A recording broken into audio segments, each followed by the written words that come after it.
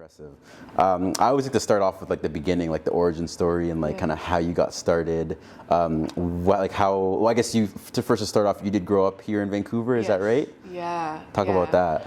Born and raised.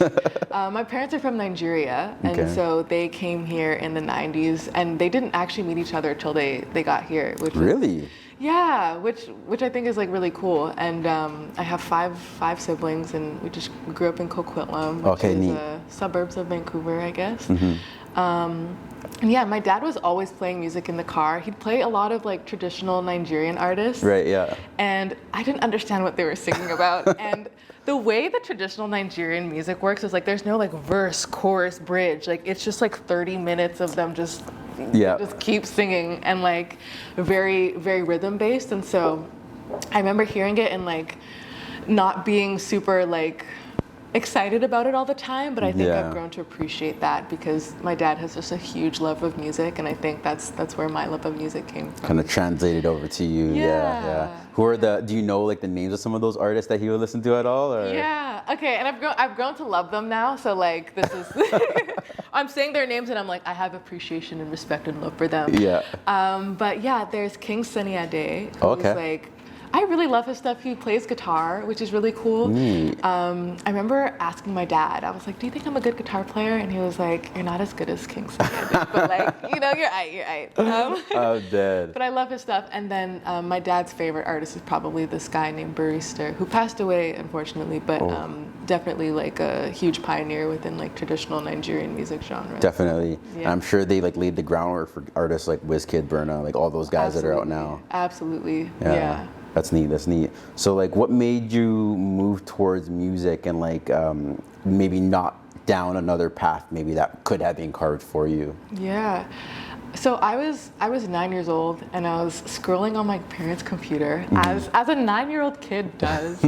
And I found this video of Willow Smith for her music video Whip My Hair. Yep. And classic. I don't know, something about that video got me. Like she looked like me, was like similar in age, and she was so confident and she just looked like she was having so much fun. Yeah. And in that moment I was like, I want to do exactly what she's doing. Like it just looks so cool. And I don't know, I was just so inspired. And so from there on I was like, I am going to be a singer, whatever I need to do. I didn't know anybody in the industry. I didn't know like what you had to do. My parents weren't in the industry either. But yeah, I just remember like searching up on YouTube, like how to sing, like what do you need to do, and then finally getting a guitar at 12 and trying to teach myself off of YouTube. So in the beginning it was very DIY, but I'm grateful like ever since I've had some really awesome people help me out and learn, and I've gotten the opportunity to learn from some really great people. So awesome. Yeah, but it was a very do-it-yourself approach in the beginning. Absolutely, and I think that like most. Like I don't know, depending on what year kind of it started off at, it really became like YouTube University for most things. Like even what we do here, like searching on a camera, what ISO and what white balance is. I learned all of that from YouTube University. Like it's a great resource, right? And it's just like at your fingertips, because in the beginning, like I couldn't afford to pay for guitar or vocal lessons, and so there's so many videos and tutorials online that are super comprehensive. And like I think the great thing about guitar and a lot of other musical instruments as well, like it's very intuitive to learn. Yeah.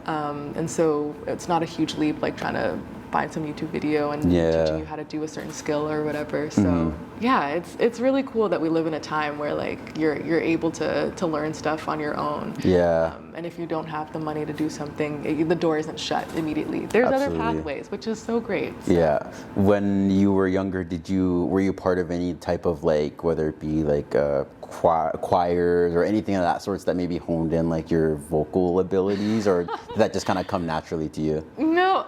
Well, when we first went to this church, they had this program for kids called the Kids Choir. Okay, yeah. And so my mom was like, you guys are gonna do this today.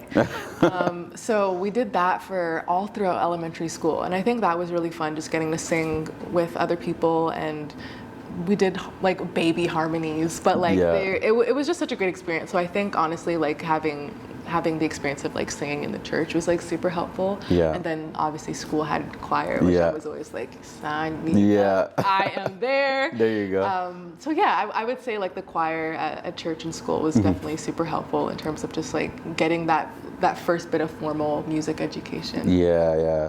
And then so I guess when you like look at where you were at that point in time and you see yourself like now, how would you describe like, I guess in hindsight, because you can only really kind of look back and be like, wow, like I've come a long way. Yeah. How would you describe your progression like since then?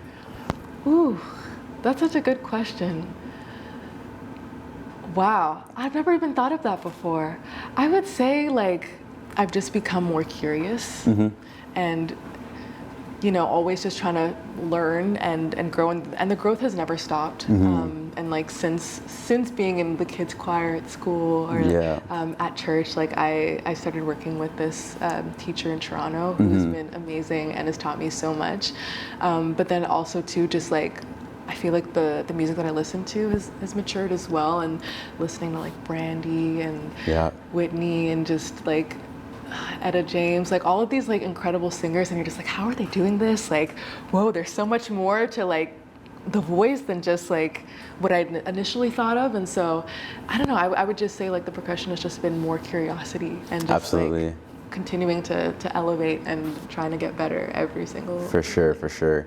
I feel like whether it be even in your field or really any creative field, it's the initial curiosity and like want to be in that space. Yes. And then from that point for the rest of the time, it's just constantly honing in like on your creativity. Like I'm sure at first it was just like sheet music that was handed to you in the choir and sing this. Just exactly. And then now it's how do I translate my emotions into the music that I want. So I feel like, I mean, correct me if I'm wrong, I always feel like it's that creativity that you're always having to kind of re-explore as you kind of go into deeper and deeper into whatever you're doing, then that kind of defines, your progression. I don't know. Absolutely. And like, I love what you said about, when you're younger and you're in choirs, especially, you're given stuff to sing and you just sing what's on the page. Yeah. But then, finding your artistry and realizing like I can also write my own stuff. Yeah. And I can, say what I want to say and sing what I want to sing, and create that. I think is such a beautiful discovery. And, I don't know. I think that's just such a beautiful thing to look back on. I feel like younger me would be like, you have your own songs? Like, wow, this is so cool. So definitely come a long way since reading off the page. Yeah, that's awesome. What would you say are like common themes that you express in your music, I guess now? Like, I have some that like in listening to your music that I kind of think like, certain things that I'm noticing that like are common themes, but do you have like in your mind, if you can think of now, are there anything that like you like to sing about or things that you like to keep in mind when writing songs? Or Yeah, I mean, at the core, I like to write about my life and what I'm going through, and just being super honest with those experiences, because I think before I would try to write about what I thought was cool and what I thought like other people might want to hear. But I guess a lot of the stuff is either about like introversion, unrequited love is like a huge thing that I write about, and then also too just like my identity as a Nigerian Canadian girl in the suburbs with Nigerian parents. So that makes me so happy because I feel like I was listening correctly, because what I wrote down here is self-empowerment. Hopeless romanticism and identity is what I wrote as like what I kind of feel like. Okay. So and I think that what's easy about, or what's great about your music, is that it's easily digestible in the sense that you kind of know what is trying to be said. A lot of times like you can hide it into metaphors and things of that sort, which is always nice. Yeah. But sometimes it's nice to like know right away like kind of what the song message is portraying. So that's really nice. Thank you. Yeah. Burning these bridges, I keep on stacking these digits. Money and let's think about a new business. I'm in a million a minute. I'm in a million.